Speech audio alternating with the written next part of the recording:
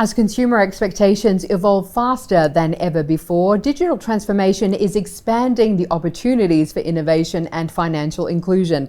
Here at the 4th edition of Mastercard's Collaborate to Innovate 2024, business leaders and trailblazers are exploring how best to navigate the shifting landscape of our digital and financial world. To tell us more, I'm joined by Omoke Adebanjo, Senior Vice President, Merchants and Commerce, Eastern Europe, Middle East and Africa for Mastercard. Omoke, so good to be with you. Excited to be talking to you again. It's fantastic to be here at the 4th edition with you once again. You know, it's so interesting. The digital journey of the consumer has changed so much, and it's only going to continue to do so. So over the next year or so, what are you seeing as the biggest areas for growth and even further transformation? So one particular part of the digital journey that is growing really rapidly that I'd like to talk about is digital subscriptions. So research shows us that there's about 6.9 billion subscriptions globally that consumers have, clicked on to say, I will continue getting this service or product until I say not. And this is going to grow to about 9.3 billion in 2028. Rapid growth. But what I also like is the fact that there is a lot of focus from companies such as ours to ensure that the consumer experience around digital subscriptions, which is essential for businesses to grow, is also working for the consumers who forget that they've subscribed for a service, or small businesses who have to put it at the back of their mind to opt out, opt in, just not to get charged extra. Mastercard is focusing, like other companies, but especially us, Mastercard is focusing on ensuring that we move from focus only on the companies to get more subscribers, to focus also on the consumers to manage their expenses. So in March, we announced globally Smart Subscription. This service allows consumers to pause, resume, or even cancel their subscription, making it much easier. Then still this year, in September, we announced another partnership in Middle East and Africa with a fintech called Nuclei. And with them, what we're ensuring is that businesses get this privilege that consumers get as well, because small businesses also need to manage a subscription. And then in October, we announced our acquisition of a company, Mina Technologies, that again focuses on consumer subscription. Now, what we're trying to ensure is that as this growth of subscription services continues to expand, and we're seeing many use cases in healthcare, in entertainment, in retail, we're ensuring also that consumers are at the center of it all. We make it easy for them because it's a flywheel effect. If I feel comfortable and safe with my subscriptions, knowing that there's a reminder and I won't get charged, without needing the service anymore, then I subscribe more. Then businesses get more money. So that balancing act that we're playing, in the rise of digital payments and combining that with ensuring that the customer in the center of it is something I find very fascinating and a trend for us to watch. It's so important. All of us have a ton of subscriptions that we need to manage, we need to figure out. So this is so important. But what other innovations is Mastercard looking at as well to keep up with consumer expectations of making sure that their payments are faster, more reliable, and more secure?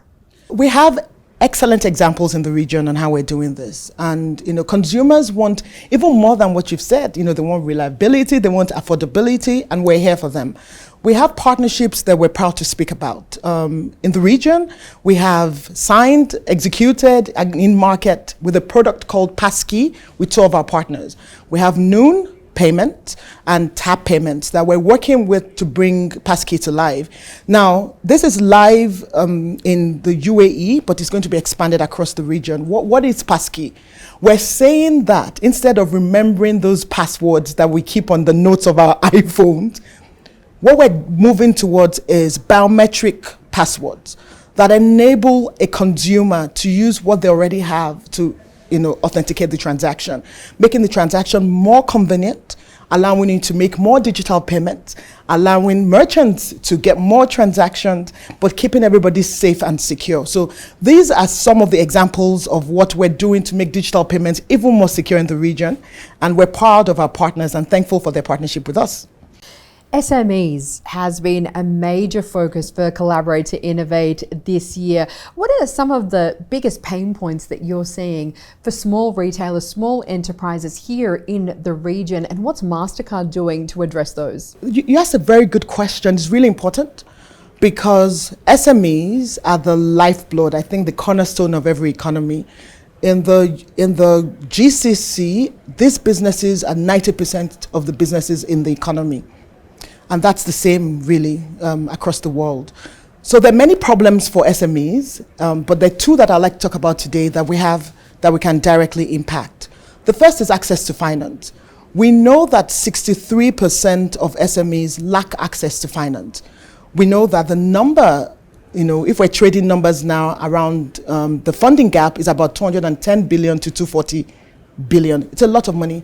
But then we have a lot of partners that are working on this, including Mastercard. So Mastercard has partnered with SAB in Saudi, as well as Ariba. I've given you an example of a financial institution and a non-financial institution to work with us to grant access to SMEs for funding. The second topic I'd like to talk about where we're actively involved is ensuring that we bring SMEs into the digital economy. I'll call that digital inclusion. Mastercard had a bold, audacious goal of bringing 50 million SMEs into digital economy by 2025. We achieved that goal, and we achieved it 1 year earlier. But we're not resting on our oars. We're partnering with different entities, governmental and as well as non-governmental entities, to bring these goals to life. In the UAE, we've partnered with Adhere, Abu Dhabi Global Markets. We have partnered with FundBot to make business-to-business payments easier.